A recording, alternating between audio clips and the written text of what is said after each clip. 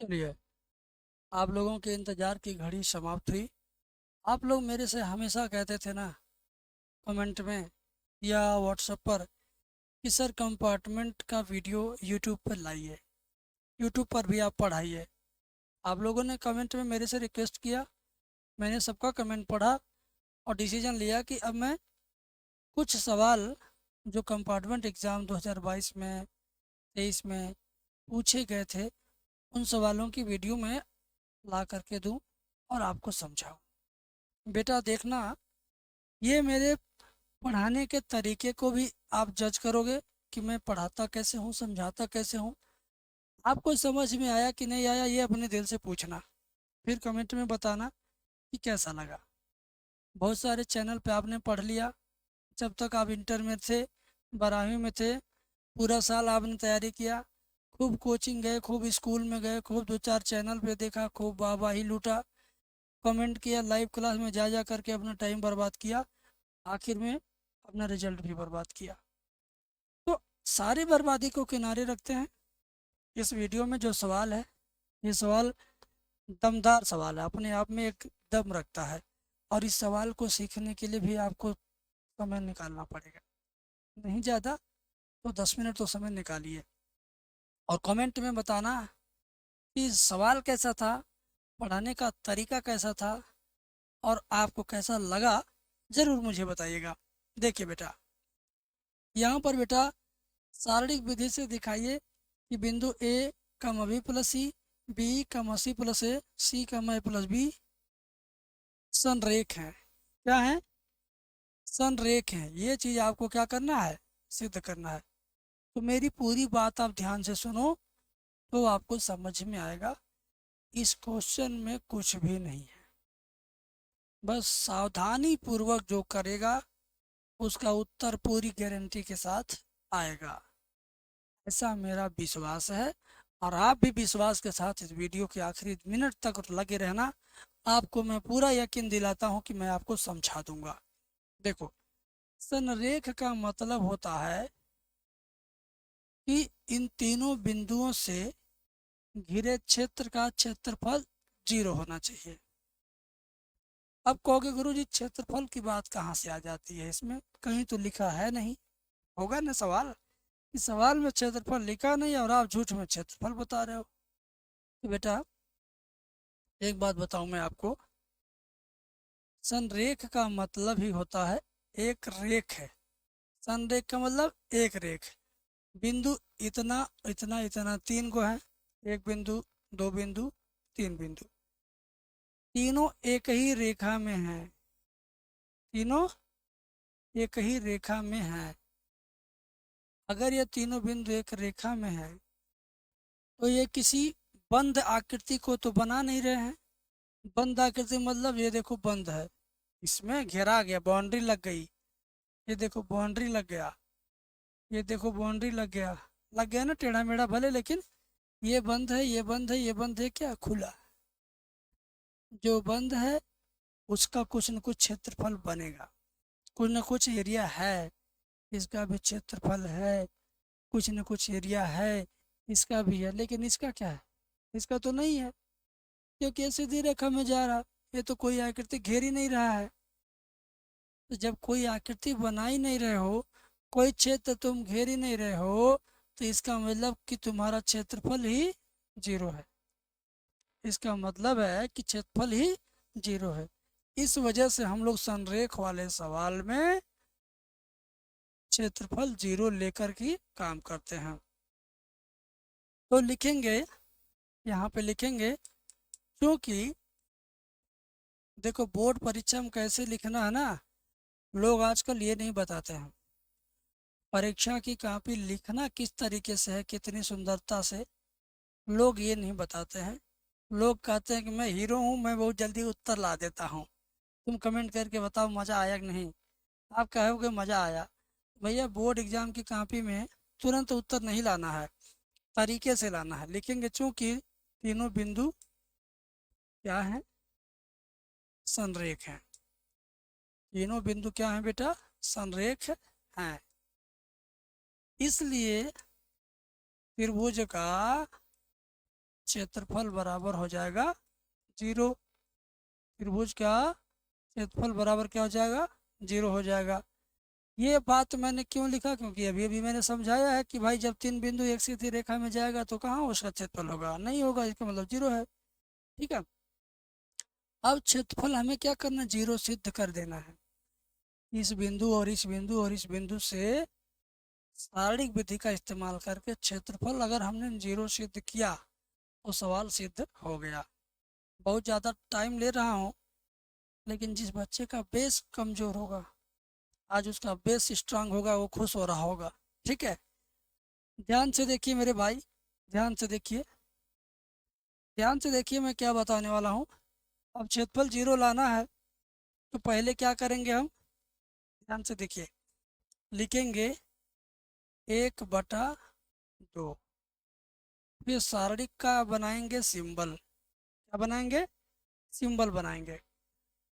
उसके बाद हम क्या करेंगे, इस बिंदु को इस बिंदु को लिखेंगे, फिर इसको इसको, फिर इसको इसको, मतलब इसके नीचे ये बिंदु, इसके नीचे ये बिंदु, तीनों बिंदु ऊपर नीचे रहेगा। सबसे ऊपर ए बी प्लस सी, क्या रहेगा, ए बी प्लस सी। फिर इसके नीचे कौन रहेगा, बी सी प्लस ए। फिर इसके नीचे रहेगा सी ए प्लस बी। अब क्या होगा बेटा, सारणिक में तो भाई 3 स्तंभ होते हैं, एक स्तंभ बना, दो बना, तीसरा वाला नहीं है तो तीसरा वाले में लिख देंगे अपने पास से 1 1 1। तीसरे वाले में अपने पास से क्या लिखेंगे, 1 1 1। हमेशा इस तरह के सवाल में तीसरा कॉलम नहीं रहता है, तीसरे कॉलम के लिए हम अपने पास से क्या लिखते हैं, 1 1 1। क्लियर। अच्छा, अब देखिए, अब मैं आपको आगे लेके चलता हूँ। ठीक है, जो हम लोग क्या निकाल रहे हैं, क्षेत्रफल निकाल रहे हैं। हम लोग क्या निकाल रहे हैं, क्षेत्रफल। बराबर के ठीक नीचे बराबर लिखेंगे, 1/2 के ठीक नीचे 1/2 लिखेंगे। इस सारणी के संकेत के नीचे सारणी का संकेत वाला सिंबल लिखेंगे। अब ध्यान से देखो, इन दोनों को ध्यान से देखो। अगर मैं इन दोनों को, पहले कॉलम को दूसरे कॉलम को अगर मैं एक में जोड़ूं, बीच वाली लाइन को पहली वाली लाइन में जोड़ दूं, क्या कर दूं, जोड़ दूं, तो क्या होगा, कुछ होगा जरूर।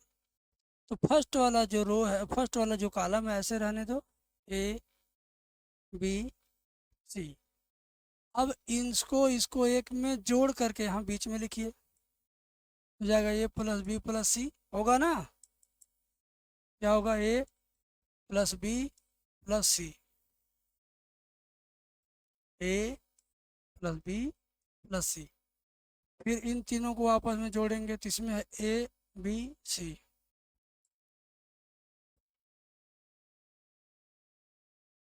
इन तीनों को जब जोड़ेंगे इसमें देखिए ए बी सी है।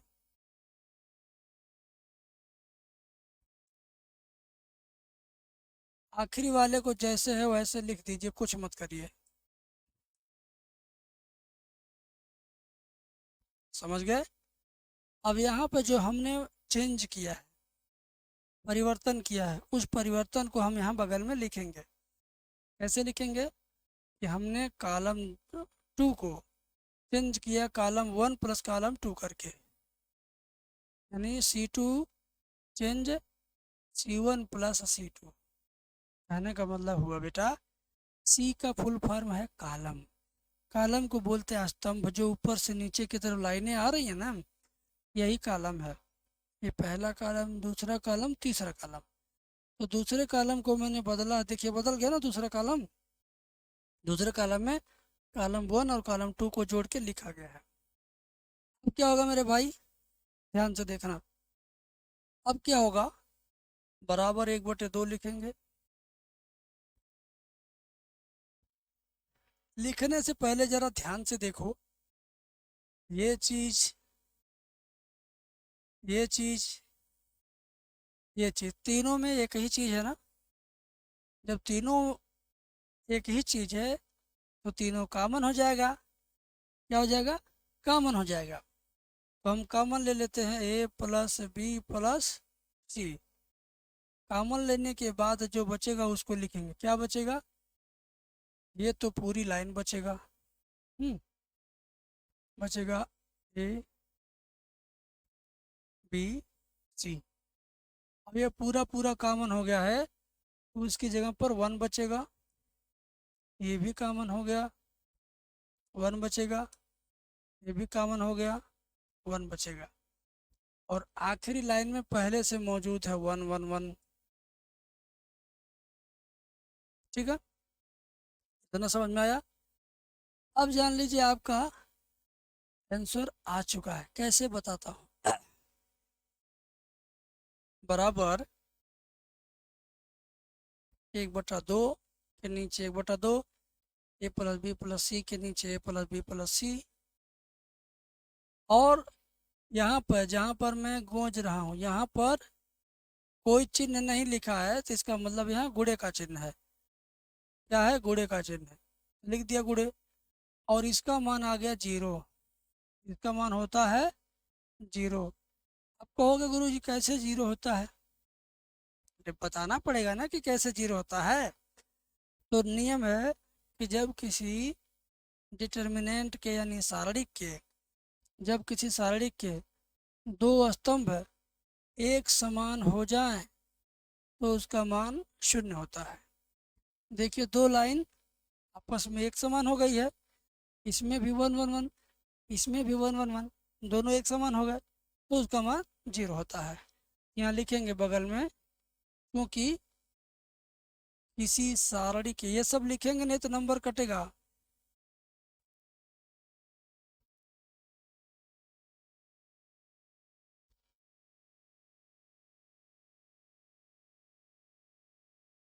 किसी सारणी के दो स्तंभ समान होने पर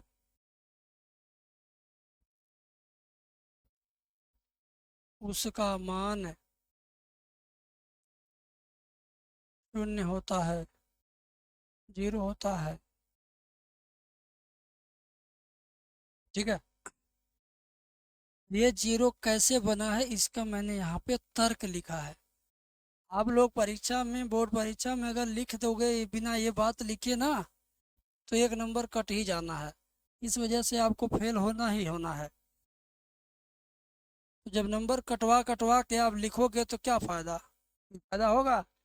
देखो दो स्तंभ है एक समान है, इस वजह से इसका मान 0 हो गया, मैंने 0 लिखा।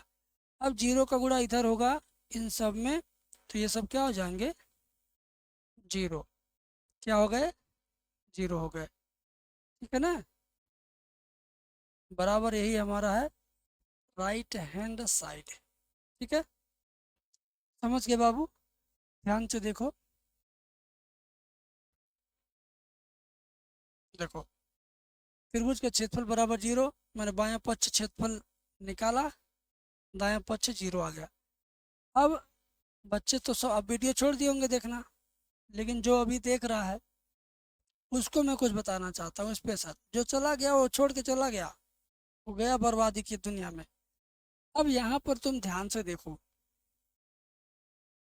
मैंने जो सवाल हल किया है एक लाइन के बाद दूसरे, दूसरे के बाद तीसरे, तीसरे के बाद चौथी, चौथी के बाद पाँचवीं, तो मैंने जो सॉल्व किया है इसमें एक विशेष गुण है। बराबर का चिन्ह देखो एक सीधी रेखा में जा रहा है। ये जो मेरा बराबर का चिन्ह लगाया ना कि इक्वल का चिन्ह यहाँ भी लगाया, यहाँ भी लगाया, यहाँ भी लगाया, यहाँ भी, यहाँ भी, यहाँ भी, तो ये हमारे इक्वल का चिन्ह क्या एक सीधी रेखा में है। सवाल एक सीधी रेखा में जा रहा है। और आप लोग जब एग्जाम में लिखते हो तो पता नहीं बराबर का चिन्ह कभी लगता है कभी नहीं लगता है, लगता है तो इधर उधर चला जाता है। इससे क्या होगा? इससे क्या होगा? इससे एग्जामिनर इरिटेट होगा, कहेगा यार ये तितर बितर लिखा है, पता नहीं कौन सी लाइन से कौन सा लाइन लाया है, ऐसा फिर वो काटेगा।